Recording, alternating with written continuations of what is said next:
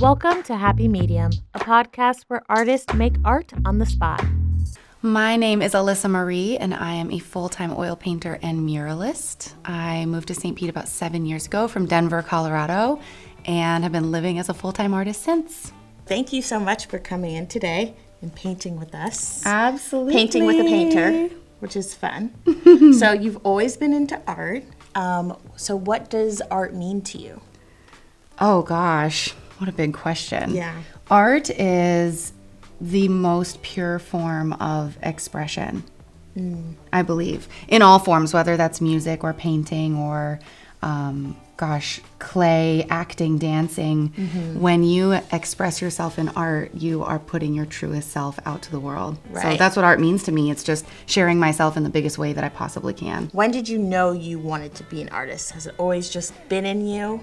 It has. I have known from a very young age. I think it was probably when I started taking art classes in school, and I kind of stood out with my excitement for it, and my projects were a little bit more advanced. Yeah. And I was like, ooh, I love this. Yeah. So from a really, really young age, I loved it. And I remember I have a little book that I did that my parents got me about future goals when I was 7 years old. Ooh. And it said, what do you want to be when you grow up? And I said, a professional artist. I spelled artist wrong, of course, but I was going to be a professional artist. So I claimed it when I was 7. So what was it like pursuing art back when you were still in Colorado and you were a teen and you couldn't make it your career yet, but you were excited about it? Right. Really what it looked like was it just filled a lot of my free time. And when I did have the chance to dip into it, specifically in like my classes in school, I would just soak that up. I remember when I would get to art class and I would sit down and I would immediately immerse myself. And so I think that in my moments of designated artistic space, I just made sure that I was as present as possible to really soak it up, because I didn't care as much about math class or about you just really enjoyed other classes. But I caught myself asking for different artistic mediums for holidays, Christmas presents and birthdays. I would ask for anything. I didn't care what it was, if it was pastels or paints or drawing materials, clay, sewing. It didn't matter. I just wanted to express myself creatively. Yeah. I didn't really know. I had no idea that I was going to kind of mold myself into painting specifically at that time. Right. But I was just experimenting with everything. Yeah. I knew right out of high school I wanted to be a fine artist. I knew it. But there wasn't a lot of support for that idea in my life at the time. And even though my parents were extremely supportive of my artistic pursuits as I was younger, they were hopeful that I would go to college for something that would make me a little more money. A little more substantial in the art scene. The starving artist stigma is heavy. It's thick. It very much still exists in people's minds. And so long story short, I ended up choosing a path down graphic design. So I went for my bachelor's in communication design with an emphasis on fine art. Now, I will say, even though stepping into a graphic design role for a few years after college didn't end up being my calling, I use my degree every single day to this day, even though I'm a full-time fine artist. I use it on the back end of so much that I do now. Yeah. So what was the change that made you decide, okay, actually I don't want to do this, I want to do fine arts, and then you came to Florida? How did that all occur?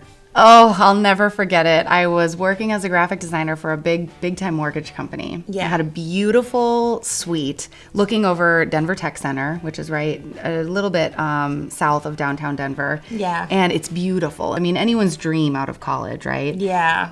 I had my headphones in, at a computer, at a desk. It was so quiet. Even though I had my headphones in, it was like the space was so quiet because I wasn't really doing what I should be doing. Yeah. And I was sitting there thinking to myself, this is not me. This is just totally not me. Yeah. I can't sit still in this way. Yeah. This is not the right way to be expressing my truest, deepest part of my soul. And so that was the moment. I'll never forget it. I was sitting at my computer, fulfilling all the needs, all the graphic design needs for the business cards and the marketing materials that people needed at the time. And I was great at it, and I did like it. I liked what I did. I love text layout and things like that.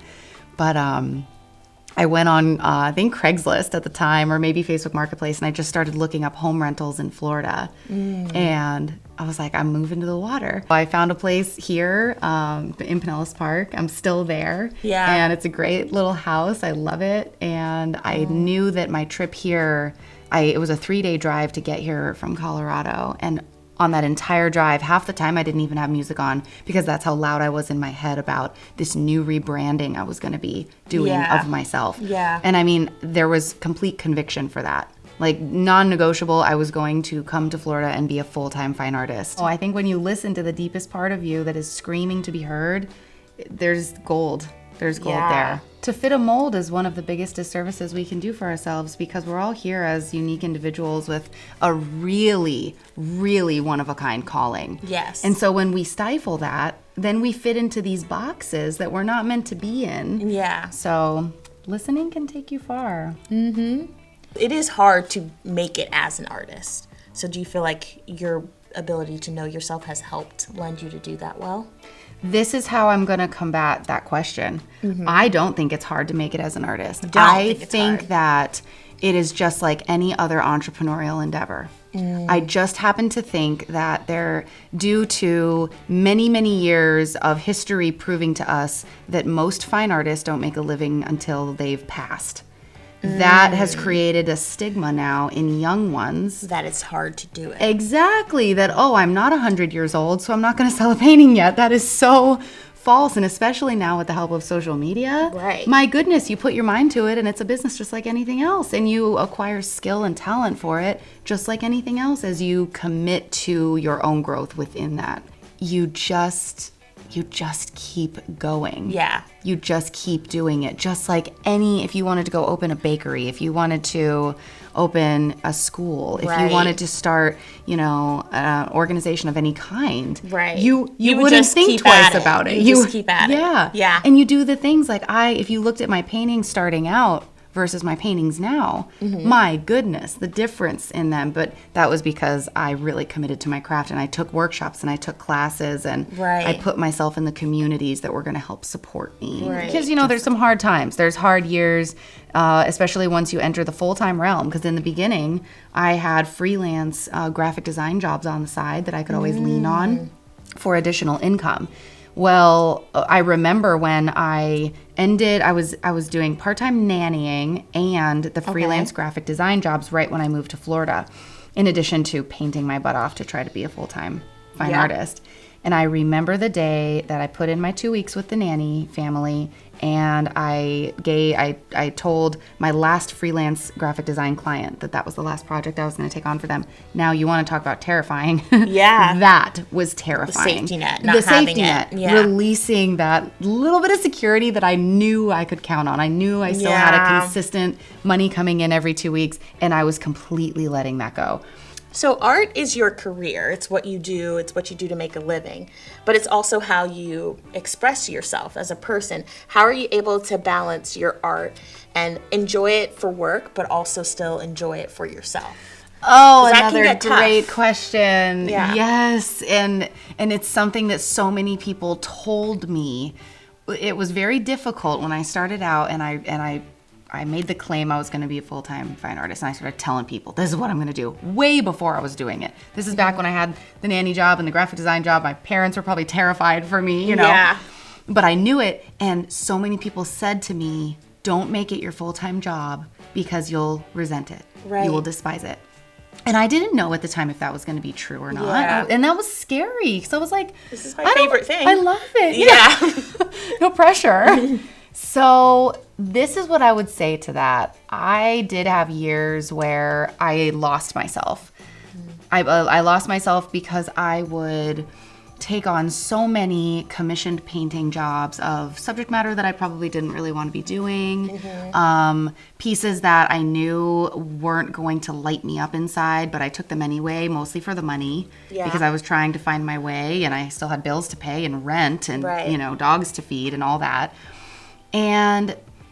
But along the way, I would essentially I would have so much resistance because you can feel it inside you when you're doing something you don't want to be doing. Yeah. And when you don't feel like doing it and it's the thing you love doing the most, nothing twists you up inside more than that. Yeah. And so I would just really listen to even that. So I would listen to the low notes as much as I would listen to the high notes. Yeah. And I would say, okay, this isn't good. I haven't been myself for a month or 2 months, or I'd never really let it go longer than about 2 months, 3 months. Yeah. And I would say, what needs to switch? And then naturally, I would process of elimination, I would just start to think, how can I be more efficient where I'm making money, but I'm doing something that I really want to be doing? And that would just change things specifically in the way that I worked. It would be, maybe I'm charging a little bit more so that I'm not taking on so many jobs. More people are saying no, but I'm able to get the jobs I really want. Right. What if I fine tune my subject matter? And that's exactly what I did.